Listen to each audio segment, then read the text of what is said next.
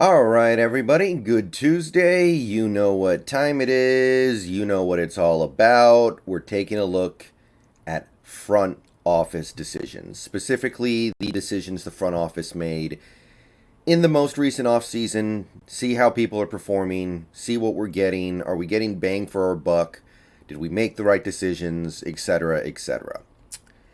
Well, we're clearly not making the right decisions because we're 5 and 8 and about to be eliminated from the playoffs, but we're just talking about the most recent offseason. We're putting a spotlight on that. And we're going to start with our free agent re signings. These were players who were Seahawks last year and are Seahawks again this year. Chris Carson's out for the year. Nothing's going to change here. We know that. Alex Collins played a little bit against the Texans, didn't really do much. His PFF grade dropped to 66. I think he had like 17 total yards or something. A lot of people think he's not healthy, which is very possibly the case. The fact that Rashad Penny had the game of his life indicates that it wasn't like we were just not able to run block. It's something else. So Collins, I don't know. He might need to be shelved for the rest of the year, and then we'll see what's up in the offseason. But something's not right there. Ethan Posick played a pretty good game. His PFF grade jumped like 2 or 3 points.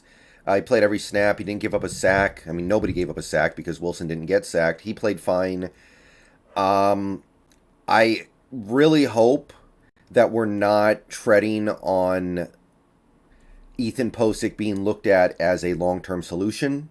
I really hope we're not headed that way because, I mean, his PFF grade's pretty good, but I know we can do better. I know we need to do better. I know that, I mean, honestly, this decision may be made for itself this week because we're going to be playing against the Rams with Aaron Donald and Leonard Floyd and Von Miller and all those guys that can rush the quarterback. We might be this might be a much simpler decision next week, but I'm a little worried that Posick's playing just good enough to convince somebody that he's actually good. I don't think he's terrible, but I know we can do better, and I think we need to do better. Bottom line. Poona Ford next up. He played a good game. He had like 5 tackles. He had a tackle for loss. PFF grade jumped to almost 71, so he's having a good year. But the real problem here is not Poona Ford. Let me be clear about that. Poona Ford is a good player. He does his things very well. However, he's playing 3 tech for a decent chunk of the year, and he's got 3 quarterback hits. For comparison, Al Woods has more QB hits than Poona Ford. Al Woods, the quintessential 1 tech. Move him back to 1 tech. Get him out of this 3 tech role ASAP. Carlos Dunlap was the squeaky wheel this week, and he got the grease. Played 28 snaps. Actually got on the field. Didn't really do anything. 2 tackles, no QB hits. I think his PFF grade dropped like a point. He was just kind of out there. So I guess Dunlap exerted all of his life force into winning one game, into having one good game, and now we're back to the old Dunlap. I don't think he got any pressure, period, actually. We'll see later this week. Benson Mayowa played normal number of snaps for him, pretty healthy number of snaps. I think he had, let's check, three tackles, and that's it. His PFF grade dropped a little bit. He's in and around the Jag territory where he's like slightly better than a random dude you could grab off the street. So he's Benson Mayowa. We know what Benson Mayowa more or less is. I'm not a huge fan of the way we're using him this year. I think dropping him into coverage and playing him at linebacker is not utilizing his strengths, but it's not like he's Lawrence Taylor coming on the blitz anyway, so whatever. All right, free agent signings and trades are next up, starting with the tight end Gerald Everett, who did have a little bit of a bounce back game. Not a big one, but he caught 2 passes for 15 yards, including 1 touchdown that I'm not sure he got, but they gave it to him. His catch percentage went up. He caught both targets thrown his way. He also had a rush for 13 yards, I think, which is not reflected here, but maybe I should. I don't know. He's got a couple carries this year, which is weird, but this one actually worked, so I guess I'm not going to trip too much about it. PFF grade went up a little bit, but he's still sub 60 because he played that bad against the Niners. He's got some work to do, but yeah, I guess he's better than Greg Olsen, right? He's got better numbers than Greg Olsen did. I know that. Gabe Jackson played every snap. He played pretty well. I talked a lot about Jake Curhan this morning and his run blocking. But Gabe Jackson's part of that too because he's the other guy on the right side of the line. So shout out to Gabe for some good run blocking.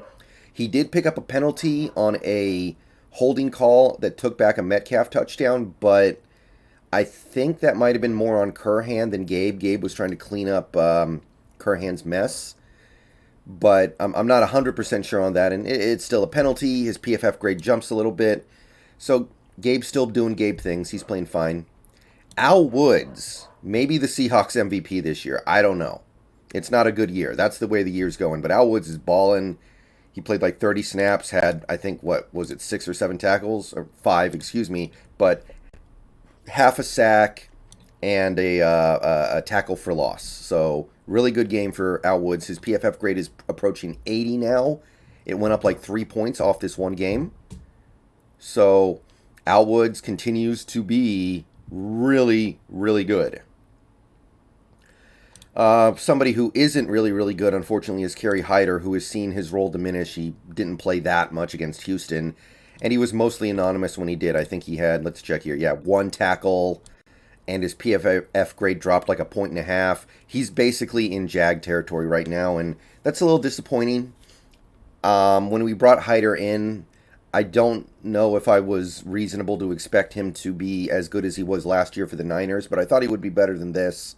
He's not a bad player. I still don't think he's playing bad, but he's not putting a big impact on these games the way I was hoping. He's kind of jaggy. He's playing like a little bit of a jag right now. Maybe a little better, but not a whole lot. Bless You on Austin's next up. He played a little bit mostly because I think DJ Reed got hurt. He played like 28 snaps, picked up 5 tackles, allowed a couple receptions. Let's see here. Yeah, he allowed 2 receptions, looks like. PFF grade actually went up. So, Bless You On holds his own when he goes out there. That's what I can say about that right now. Certainly nothing that we're going to get super excited about. But that was not a bad pickup in the grand scheme of things. He gets out there on the field and he doesn't get his pants pulled down. And we come to another highlight of this video for me. Sidney Jones. Sidney Jones played quite a bit against the Texans. Not the whole game, but a good chunk of it. 7 tackles, and his PFF grade went up again. Seemed to hold up well in coverage. He did pick up 1 penalty, which sucked, but PFF thinks he played good. My watching the game told me that he held up pretty well. I think that Sidney Jones, if we choose to move forward with this coaching staff, with this coordinator, with all these things, then Sidney Jones might be able to stick. And given where we started with him, this is a pretty miraculous turnaround because if you guys remember, when Sidney Jones was first getting PT, he was awful. He was awful.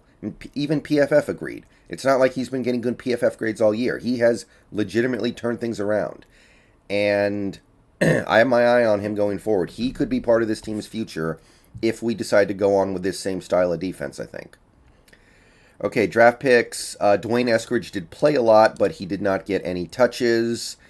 He did throw 1 good run block on the Rashad Penny touchdown run, the first one, so good for him there, I guess, but PFF grade did drop.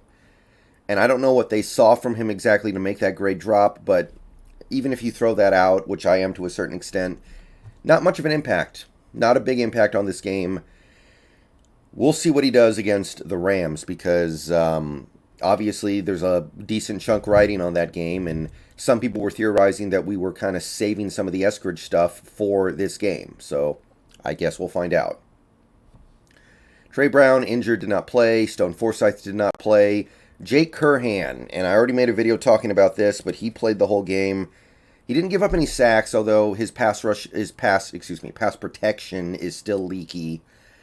His run blocking ruled the day. His PFF grade jumped all the way to 43.4, and I know that sounds like I'm making a joke, and it kind of is, but he played a really good game, and shout out to him. He did something extremely well. It was against a terrible team and a terrible run defense, but he ran block like the best of them. Now, he's got some stuff to pick up very quickly here if we're going to feel comfortable giving him the reins. But Curhan, he belonged out there. He didn't look like the JV player who got called up to varsity because everyone else fouled out or something. He looked like he belonged. Credit to him. Okay, now we take a look at our departures, the guys we let go for one reason or another, starting with Shaq Griffin, who was back from an injury. Played every snap for the hapless Jacksonville Jaguars, picked up a handful of tackles, 4, and allowed 3 receptions, and his PFF grade went up. PFF thinks he's having a really good year, by the way. I know you guys don't like him. I know you guys rag on him, and I understand why. He certainly wasn't a great player, but he's holding his own in Jacksonville, and he's doing it with no pass rush. I think he's doing all right. I'm glad we didn't pay him, of course. Our cornerback situation right now looks better than it did last year with him, honestly, but he's not playing bad at all. Jaron Reid played a pretty good game for the Chiefs on Sunday against the Raiders. He picked up a couple tackles. I think he forced a fumble, and his PFF grade did jump up to almost 50. Now, according to them, he's still having a bad season. I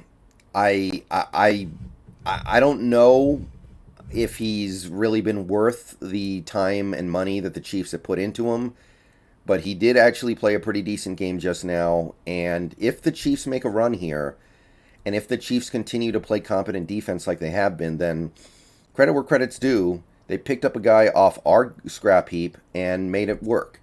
And don't get me wrong, I don't miss Jaron Reid that much. I don't think he's that good. I still don't think he's had a very good season overall this year, but we didn't really replace him now, did we? KJ Wright played a lot against the Chiefs, actually. I think he played 40... Yeah, he played 49 snaps, had 4 tackles, and his PFF grade dropped. I think everybody on that Raiders defense saw their PFF grade drop because they gave up almost 50 points.